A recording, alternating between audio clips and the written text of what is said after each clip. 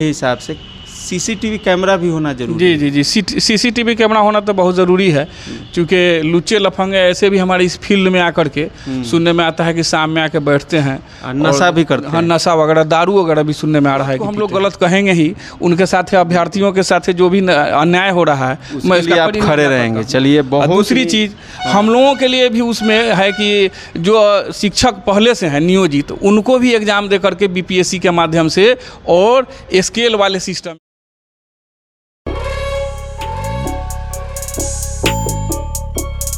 इस वक्त मैं आया हूँ मरवन चौक पे और यहाँ पे ये स्कूल है। आप देख सकते हैं, ये राजकीयकृत गांधी जानकी उच्चतर माध्यमिक विद्यालय भटौना में एक घटना घटी है, जिस विषय पे हम यहाँ अवलोकन करने और इस विषय में यहाँ के जो प्रभारी प्रधानाध्यापक हैं इनसे भी हम बात करेंगे।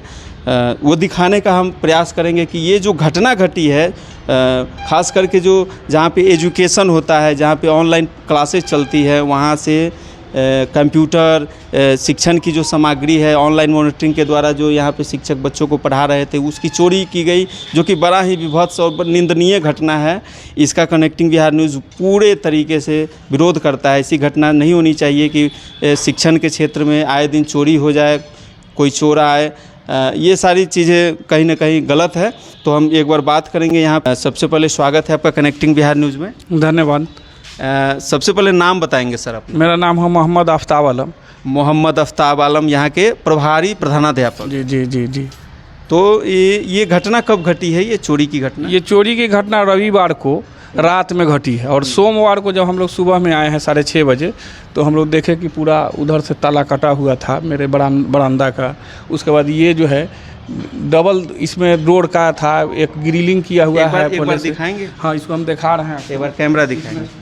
इसमें डबल है, ये पहले से ही कीवाड़ लगा हुआ था, इसको भी तोड़ दिया गया, काटा गया ताले को। और ये जो है ये हमारा यहाँ से ताला को तो पहले तोड़ दिया गया। जी जी। अच्छा, कटिंग कर दिया गया, दूसरा ताला। ये दिखाइएगा। ये देखा जाए, इसको उनार करके ये जो है साफ निकाल करके इसको ताला को तोड़ दिया। बड़ा हेवी हम लोग इसको बनवाए थे, स्मार्ट क्लास हमारा बना था। तो अच्छा अच्छा, मतलब कि ये ताला तोड़ करके फिर ये अंदर का भी ताला तोड़ करके, मतलब इतनी सेफ्टी होने के बावजूद भी चोर चोरी करके ले गए।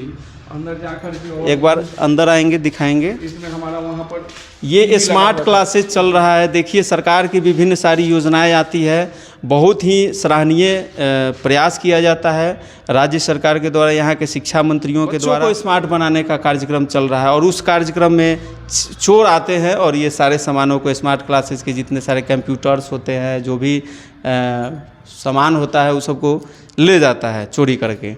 लेकिन ये सब गलत है, ऐसा चीज़ नहीं होना चाहिए। जब बच्चे पढ़ेंगे तभी आगे बढ़ेंगे, इस संकल्प के साथ हर किसी को लगे कि ये जो घटना घटी है ये बिल्कुल समाज में या किसी भी शिक्षण संस्थान में नहीं होना चाहिए। क्या सर? बिल्कुल।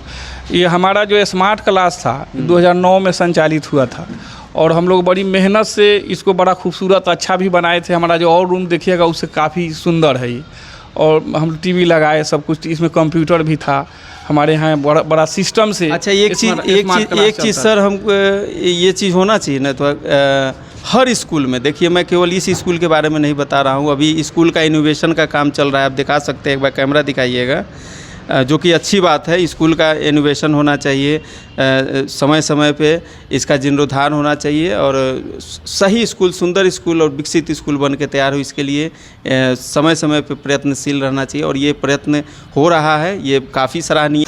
तो सर, ये मेरा एक चीज़ और कहना है कि कम से कम स्कूलों में सिक्योरिटी के हिसाब से सीसीटीवी कैमरा भी होना जरूरी है। जी जी जी सीसीटीवी कैमरा होना तो बहुत ज़रूरी है, क्योंकि लुच्चे लफंगे ऐसे भी हमारे इस फील्ड में आकर के सुनने में आता है कि शाम में आके बैठते हैं, नशा भी करते हैं। हाँ, नशा वगैरह, दारू वगैरह भी सुनने में आ रहा है कि पीते हैं, और शाम में इसको पार्क समझ लिए हुए।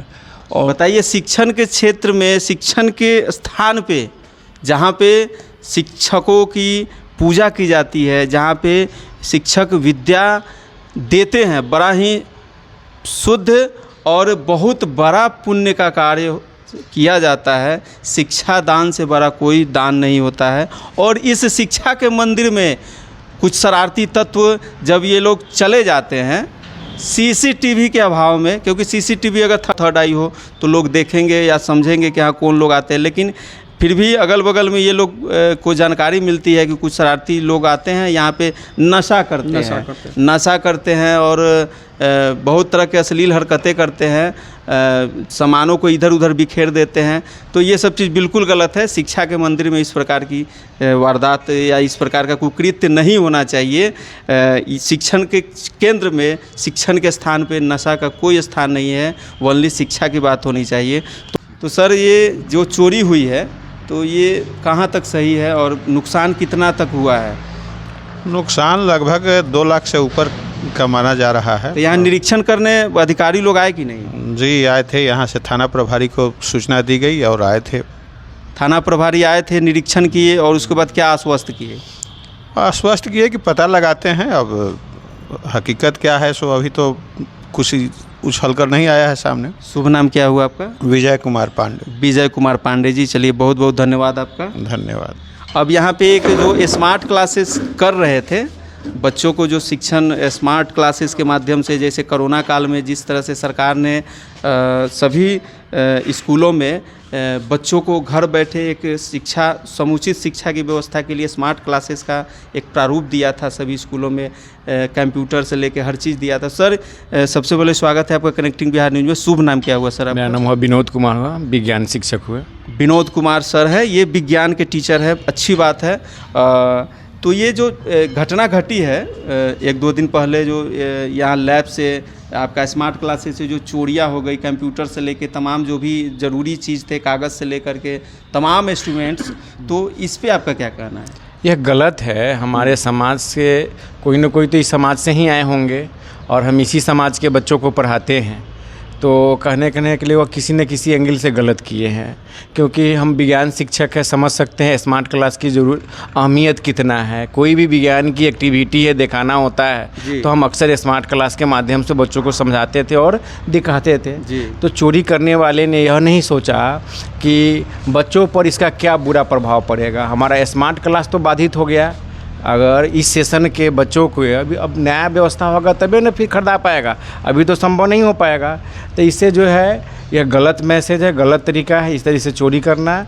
हमारी सरकारी संपत्ति है, इसमें हम सभी की जवाबदेही होती है कि संपत्ति की सुरक्षा करें और देखभाल करना चाहिए। तो इस तरीके की घटना नहीं होना चाहिए। हम इसकी कंडेम करते हैं, बहुत ही इसकी भर्त्सना करते हैं और इस पर थाना प्रभारी को अवगत करा दिया गया है, वो अपना निर्णय लेंगे। थाना प्रभारी इस पे संज्ञान ले रहे हैं और निरीक्षण कर रहे हैं। और ये एक चीज़ और, ये जो कैंपस में जिस प्रकार से कुछ उचक्के लोग, लफंगे लोग आते हैं और नशा करते हैं, विभिन्न प्रकार के गंदे काम करते हैं, ये चीज़ कहाँ तक सही है? हाँ, ये तो बात सत्य है कि कुछ शरारती तत्व के लोग आते हैं और तरह तरह की हरकत करते हैं। पान, शिखर, गुटखा खाना, नशा करना, ये सब चीज़ करना, असामाजिक तत्व भी रहते हैं, तो जो गलत है यह ऐसा नहीं होना चाहिए। मतलब कि स्कूल के कैंपस में या जो भी क्लासेज है वहाँ पे कंप्यूटर के साथ साथ कैमरा, CCTV कैमरा भी होना जरूरी है। इसकी भी व्यवस्था होनी चाहिए। तो आप मांग कर रहे हैं अपने जो भी शिक्षा जगत से जुड़े हुए जो भी अधिकारी हैं उनसे? हम कहेंगे कि बिहार के जितने भी उच्चतर माध्यमिक विद्यालय है, सभी माध्यमिक विद्यालयों में, इसी में ही नहीं सभी विद्यालयों में, बिहार के जितने भी माध्यमिक विद्यालय हैं सभी में CCTV की व्यवस्था हो। क्योंकि थर्ड आई एक होगा तब जाकर सही से निगरानी हो पाएगा। हम अपने ही विद्यालय नहीं, बिहार के पूरे विद्यालयों के बारे में। चलिए, बहुत बहुत धन्यवाद आपका। धन्यवाद, थैंक यू।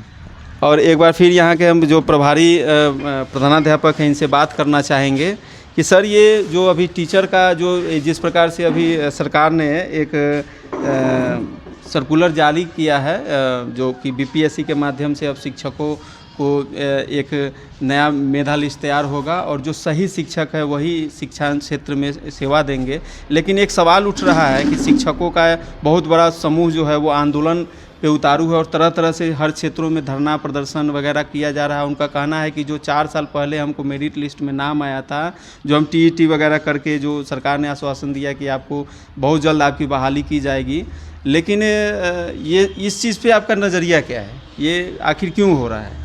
ये जो हो रहा है 2019 में अभ्यर्थियों ने परीक्षा दी STET की, CTET की, BTET की, और उस वक्त से वो इंतज़ार कर रहे हैं।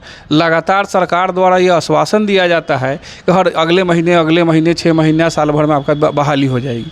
एकाएक सरकार ने 1 हफ्ता के अंदर में ये नई प्रक्रिया के तहत और फिर से कह रही है कि आपका एग्ज़ाम लिया जाएगा और बीपीएससी के माध्यम से। कोई बच्चा 4 साल से उसकी पढ़ाई छूट गई तो कहीं ना कहीं जो भी शिक्षक 4 साल से इंतज़ार कर रहे थे, टकटकी लगाए थे कि मुझे एक उम्मीद में बंधे हुए थे कि मुझे भी बहुत जल्द जो है मेरे मेरिट लिस्ट में नाम आ चुका है, अब मैं भी टीचर कहलाऊँगा, बच्चों को पढ़ाऊँगा, उनके सपनों पे कहीं ना कहीं से एक बहुत बड़ा आघात लगा। बिल्कुल, उनके सपना पर आघात ही नहीं बल्कि उनके पीठ में खंजर भोंका गया है, मैं तो ये कहूँगा। और जो उनको लगता था कि आज कल के हम शिक्षक हैं, सिर्फ हमको हमारी सैलरी नहीं मिल रही है, उनको ये पूरा एहसास हो गया था। तो आप जैसे अभी आप प्रभारी प्रधानाध्यापक है, आप यहाँ पे सेवा दे रहे हैं हाई स्कूल में, तो आपके ऊपर भी कहीं शिक्षा विभाग के लोग अगर क्लेम करेंगे कि आप इस तरह से सपोर्ट क्यों कर रहे हैं उन शिक्षकों को? जो एक होता है हक और नाहक, तो नाहक जो है गलत को हम लोग गलत कहेंगे ही, उनके साथ अभ्यर्थियों के साथ जो भी अन्याय हो रहा है मैं इसका आप खड़े रहेंगे। चलिए, बहुत दूसरी चीज़ हम लोगों के लिए भी उसमें है कि जो शिक्षक पहले से हैं नियोजित, उनको भी एग्ज़ाम दे करके बीपीएससी के माध्यम से और स्केल वाले सिस्टम में आने के लिए। तो मेरा कहना है कि जो शिक्षक 2006 में, 2010 में, 2014 मतलब कि जो शिक्षक यहाँ पे पहले से काम कर रहे हैं उनको भी अब बीपीएससी के माध्यम से परीक्षा देनी होगी। अगर वो मेरिट लिस्ट में वो नहीं आते हैं तो वो फिर सेवा मुक्त हो जाए? नहीं, वो भी नियोजित शिक्षक कहलाएंगे, सेवा में रहेंगे, लेकिन अगर वो एग्जाम पास नहीं करेंगे फिर कैसे? नियोजित रहेंगे, नियोजित रहेंगे, लेकिन फिर स्केल में नहीं आ पाएंगे। तो इस स्केल में जब नहीं आ पाएंगे तो फिर क्या फ़ायदा? क्या फ़ायदा? सबसे बड़ी चीज़ है कि 2006 में जो पढ़ाई बंद कर दिया, सेवा में आ गए, अब उनसे भी एग्जाम लिया जाए तो कहीं से उचित नहीं। मान लिया जाए कि कोई डीएम बन गए, अब उस वक्त वो टॉपर रहे होंगे, आज उनसे एग्जाम लिया जाए तो क्या पोजीशन होगा? नहीं हो पाएगा। बिल्कुल सर जो है कहीं फैक्ट बात बोल रहे हैं। इस चीज़ों को भी सरकार को एक बार देखना चाहिए कि शिक्षकों के लिए भी एक समय में सरकार ने काफ़ी सहयोग दिया, ये सराहनीय रहा, लेकिन अचानक क्या हो जाता है कि शिक्षकों को फिर से जो है आंदोलन करना पड़ जाता है, उन्हें लाठियाँ खानी पड़ जाती है। तो और क्या मतलब कि बताइए। हम नियोजित शिक्षकों को विधानसभा जब चुनाव हुई थी तो उसमें माननीय विधानसभा का जो चुनाव माननीय तेजस्वी यादव जी अपने जो उन्होंने घोषणा पत्र निकाला था उसमें पहला था कि दवाई कमाई पढ़ाई और शिक्षा पर फोकस था, नियोजित शिक्षकों को परमानेंट किया जाएगा। और उन्होंने माने सरकार में जब आ गए तो आज उस चीज़ को भूल गए। अब कहते हैं कि परीक्षा दीजिए, परीक्षा दे के आइए तब आपकी वेतन बढ़ाया जाएगा। हाँ, नियोजित शिक्षकों के साथ भी इन्होंने अन्याय किया और खिलवाड़ कर रहे हैं, उनके साथ भद्दी मजाक कर रहे हैं। जो मतलब कि सर शिक्षकों के साथ में अन्याय ही अन्याय है। तेजस्वी यादव जी भूल गए उस दिन को जब कहते थे कि आपको हम नियमित कर देंगे, हर नियोजित को नियमित कर देंगे और उनको एक अच्छा स्केल देंगे, उस सारी चीज़ को भूल गए। उनको तेजस्वी यादव जी से आज पूछा जाए कि क्या इस चीज़ को आप अपने घोषणा पत्र में शामिल किए थे कि नहीं। और शिक्षक एक हो करके और उनको अपने परिवार सहित अपना वोट जो भी बैलेट का हुआ तेजस्वी यादव और लालटेन को मिला था, उस सारी चीज़ को आज भुला करके और शिक्षक को मतलब कि केवल वोट लेने के लिए तरह तरह की बातें की जाती है। जैसे ही अपना स्वार्थ निकल जाता है, जैसे ही नेता को वो कुर्सी मिल जाता है, उसके बाद वो रंग बदलने लगते हैं। उनके जितने सारे तमाम जो भी चीज़, जो आदेश, जो भी चीज़, जो योजनाएं बनती है कि मैं ये करूँगा वो करूँगा, जीतने के बाद वो धरी की धरी रह जाती है। जब ये शिक्षा मंत्री जी जो थे अभी माननीय चंद्रशेखर बाबू हैं, ये हम लोगों के धरना प्रदर्शन में जाते थे पहले और कहते थे कि एकदम नियोजित शिक्षक को वेतनमान मिलना चाहिए। बहुत बड़ी खबर है, जो शिक्षा मंत्री अभी वर्तमान में चंद्रशेखर जी हैं, ये प्रोफेसर भी हैं और काफ़ी जानकार हैं। जब इस टीचर लोग धरना देते थे तो उस धरना में ये बढ़ चढ़ के जाते थे। उस समय में इनकी सरकार नहीं थी। जब ये सरकार में आए तो एक बार सुनिए क्या सर बोलते हैं। सारी चीज़ को भूल गए और कहते हैं कि अब नियोजित शिक्षक से परीक्षा लेंगे, बीपीएससी से लेंगे तभी इनको नियमित करेंगे। तो मान लिया जाए कि आप उस एक विद्यालय में 3 तरह का शिक्षक दीजिए। जो पास नहीं किया तो वो अगर 10 साल पढ़े हुए हो गया, वो क्या करेगा? तो फिर से तो उसको वेतन मिलेगा वही नियोजित वाला। एक स्कूल में आप भेजिएगा एगो नियोजित एगो नियमित, फिर मारधाड़ होगा, उसी में 2 तरह का फर्केट हो जाएगा। कहेगा एक पटरी नहीं खाएगा एक दूसरे से। तो ये सारी चीज़ जो है, इस साल नाइंसाफ़ी हो रही है नियोजित शिक्षकों के साथ। ऐसा नहीं होना चाहिए। बिल्कुल। चलिए, बहुत बहुत धन्यवाद आपका। मैं मोहम्मद आफ्ताब आलम और प्रखंड सचिव हूँ माध्यमिक शिक्षक के। अच्छा, माध्यमिक शिक्षा संघ के आप प्रखंड सचिव भी हैं जी। तो अभी आप सुन रहे थे भटौना हाई स्कूल, इसको मरवन चौक के पास है ये उच्चतर माध्यमिक विद्यालय भटौना में है। ये प्राध्यापक श्री आफ्ताब जी से हम बात कर रहे थे।